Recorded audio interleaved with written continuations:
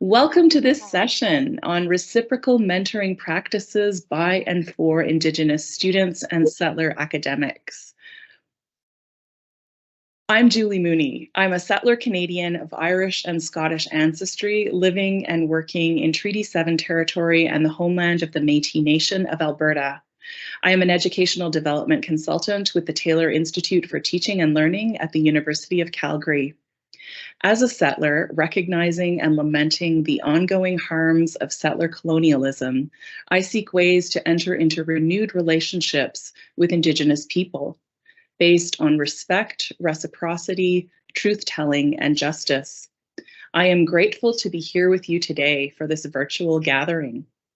And if you would like to introduce yourselves and offer your own land acknowledgement from the territory from which you join us today, please feel free to add that into the chat at this time. Thank you, and over to you, Tapisa. Thank you, Julie. And thank you, Tara, for having us. And thank you to the Dalhousie University and the Center for Teaching and Learning for having us here today. So, Uvanga, Tapisa Kilabuk, Kiki Talu, Sao Miu Yao Yunga.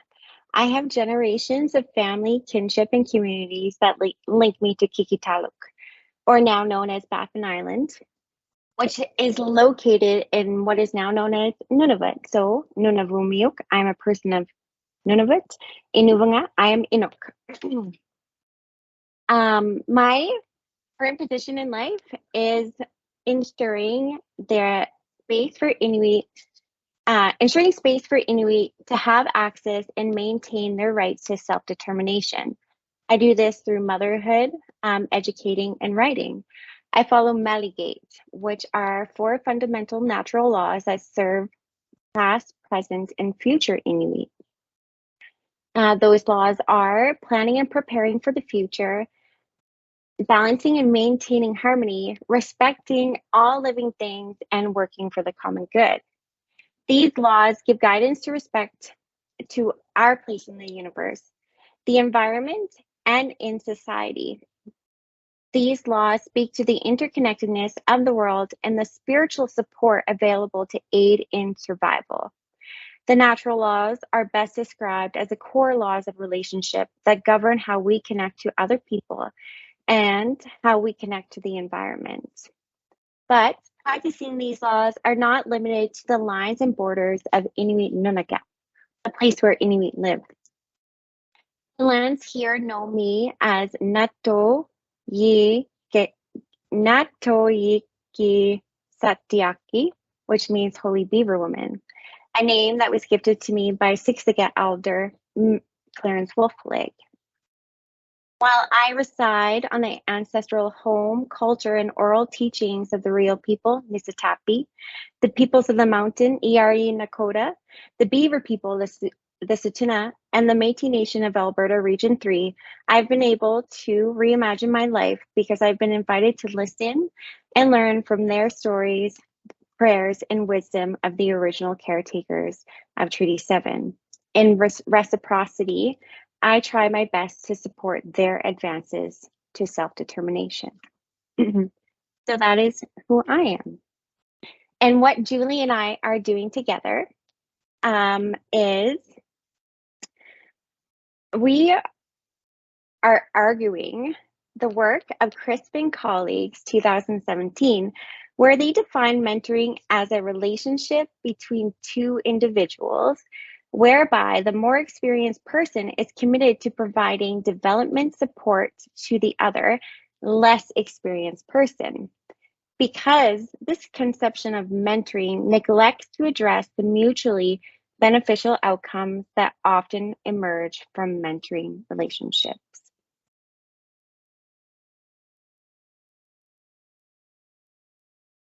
At Canadian universities, the diversity among the student population remains significantly underrepresented in full-time faculty members.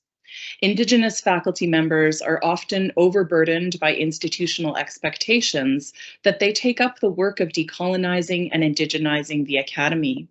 in addition to heavy academic workloads and the emotional labor required to navigate and survive the colonial institution that employs them. Non-Indigenous academics like myself have a responsibility to engage with decolonizing the academy. All right, did you I'm want ready. to go first? Okay, perfect. And then we'll go here. So the narrative number 1, settler academic mentoring in a good way. A colleague emails me and asks if I would be interested in mentoring an Inuk student on her course-based research project about centering Inuit ways in university curricula. This colleague knows I'm a settler, and she's familiar with my research in decolonizing practices. She tells me, "You don't need to be an expert, just confident enough to guide the student in developing relevant content." I reply, "I'd be happy to work with this student in any way that I can be of help, but I wonder if there might also be an Inuit scholar with whom I could co-mentor." As far as anyone knows, there are no Inuit scholars at this university. And even if there were, Indigenous colleagues are often over-relied upon to do the work of decolonizing the academy. I am happy to step in and do my part wherever I can be of use. I see it as my settler responsibility to actively engage in decolonizing by pushing colonial systems and structures out of the way so that Indigenous people can bring into the center their own ways of knowing, being, doing, and relating. Despite my commitment to engaging in this work, I often feel ill-equipped or uncertain about how to proceed in a good way. At the same time, I consider it a huge honor and privilege to have the opportunity to work with and support an Inuk student. I challenge myself to overcome imposter syndrome and determine to enter into this mentoring relationship with a humble heart, with the mind and spirit of a novice learner. I have no knowledge about Inuit traditions, stories, and values. It is emphatically clear that I have no intellectual authority on this subject. This is an important realization as I prepare to enter this mentoring relationship. I understand that I will have to depend on this Inuk student to be the expert on her community's ways. In turn, I will bring to the relationship my expertise in educational research. The relationship will be necessarily reciprocal from the beginning. Tapisa and I have been working together for nearly 8 months now. I am still in the beginning stages of learning about Inuit ways. My most significant learning in relationship with Tapisa has come from listening deeply to her stories as she connects with local Indigenous communities in Treaty 7 territory, as she reconnects with her family and community members in various regions of Turtle Island, as she respectfully observes her community's protocols, and as she connects with research communities here at the university, in community-based organizations, and across a network of Canadian universities. Her lived experiences in the worlds of scholarship and community life speak volumes about what it means to her to be Inuk at this time in settler colonial Canada. Throughout, I have witnessed her strength and resolve to overcome the violence and injustice of this settler colonial society, to refine her knowledge and share the gifts she has received from her community. Tapisa offers a whole person approach to her work. Despite all the obstacles that slow down and obstruct Indigenous people in society and in the university system, Tapisa maintains an attitude of generosity and determination. She lives out her vision for how things could and must be better, and she works incredibly hard to offer her knowledge in a good way towards transforming university teaching and curricular practices. I feel profoundly humbled, honored, and inspired by the lessons I have learned from Tapisa. I told her recently that I see her as an elder in the making. The university is so fortunate to have this chance to benefit from Tapisa's growing wisdom and deeply rooted Inuit knowledges. I am truly grateful to know Tapisa and to be learning alongside her. This experience continues to be expansive for me. The next time imposter syndrome creeps in, I only have to remember the gift of this reciprocal mentoring relationship, and my sense of inadequacy will melt away. After all, it's not really about how prepared I am or how knowledgeable I am. As a settler Canadian, I have moved through the colonial university system with relative ease and have successfully become an academic. I have proven myself time and time again within the Western colonial education system. And yet, there are whole knowledge systems beyond the Western Academy that are yet unknown to me. What an opportunity to work with an Inuk student to support her growth and development and simultaneously gain a window into the ways of knowing, being, doing, and relating that her community has protected and passed on for millennia. Thank you, Tapisa, for inviting me into this beautiful place of reciprocal learning and mentoring. Thank you, Julie. And so following narrative number 1, we are going to invite you to go to the Jamboard, the Google Jamboard that you can now see up on the shared screen here. And I'm going to ask you to respond to this question. What does or could mentoring in a good way look like in your practice? Thank you, Julie. And I truly love everyone's responses so far. So this is narrative number 2, deconstructing scholarship. I'm a student at the University of Calgary, and I'm majoring in international Indigenous studies. I'm currently I just finished my second year, and now I'm doing research over the spring and summer semester. So I'm really excited for that. But so my presence as an Indigenous woman, an Inuk woman, an Indigenous student is new to this institution or the whole entire system of academia. For my family, going to university is not a normal occurrence. I'm one of 7 kids, and I'm the first to attempt post-secondary studies.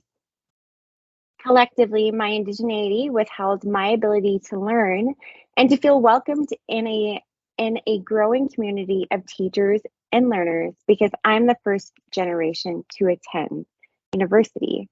I had to get to know how to navigate the system on my own. I know that this is a reality for many Indigenous students. However, we are still attempting to integrate ourselves into it. But why? Why do we continue to position ourselves into a space that was once used against us? Now, I can't speak for everyone, but I notice a commonality of a shared practice within Indigenous worldviews. It is that we have a responsibility to plan and prepare for the future. I embrace this responsibility, and gaining a degree is just one part of my being here. And this is where I begin explaining what I mean by deconstructing scholarship. I came into this space with my tattooed head held high.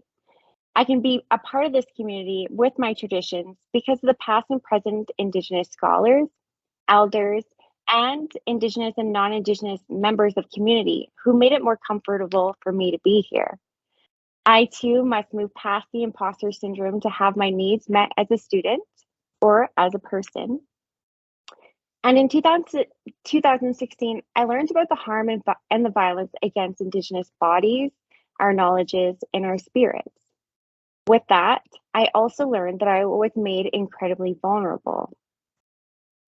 My experience of being taken advantage of, being hurt, or the continual suffering was not normal.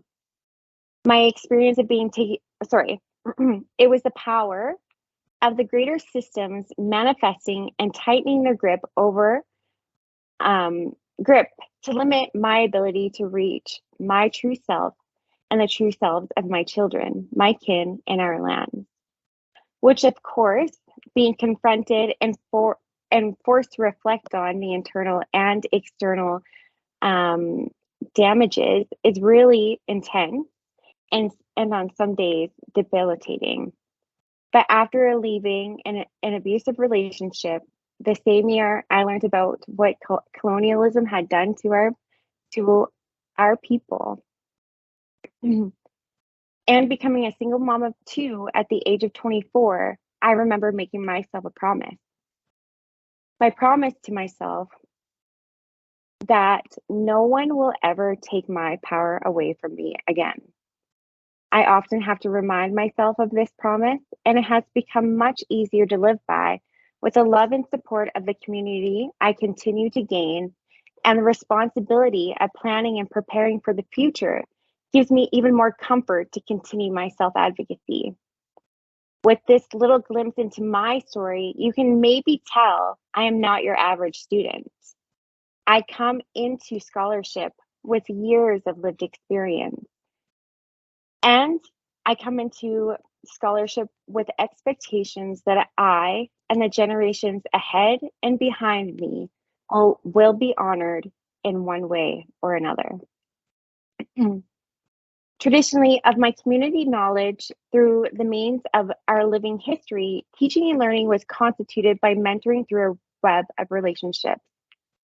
Furthermore, our nature of reality, nalunaktuk, is what it's called, and it translates that which causes confusion, gives us the grace and fortitude to embrace that we cannot know everything about the world. However, someone may know a little bit more than you do and has experience with trying to attempt and successfully live harmoniously. But how do you do that in a system like a university? Well, if you look to your community's ethics, values, and belief systems, it is possible to have them exist in scholarship with the relationships you make. And I encourage you, Indigenous students, if you're here, to be selective. Seeking a mentor or being introduced to one, I recommend looking for their green flags. Admittedly, I am easily influenced and adopt the jargon used in social media. So if you have seen TikToks or Instagram posts talking about green flags, this is kind of what they're referring to. Anyway, green flags are the noticeable positive traits and actions of a person, their street cred, insight to how they see the world and their position of it. If you recall Julie's introduction, you know she has done the work and has taken opportunities to see, listen, and embody and react to the knowledges and experiences of Indigenous peoples. As students, or when working with students, give them a reason why you are a good or exceptional person to work with, a safe space, a safe person to share knowledge with, and a person who is committed to you thriving. My first introduction to Julie was not our first Zoom meeting together. It was when I Googled her to gain insight to where she is in her learning of Indigenous realities. Her street cred is in the titles of her publications. Moreover, instead of objectively thinking of her actions, I decided to write her a letter of thanks. And I listed all of the incredible things she has done through our mentoring relationship that were generous, that were based in reciprocity.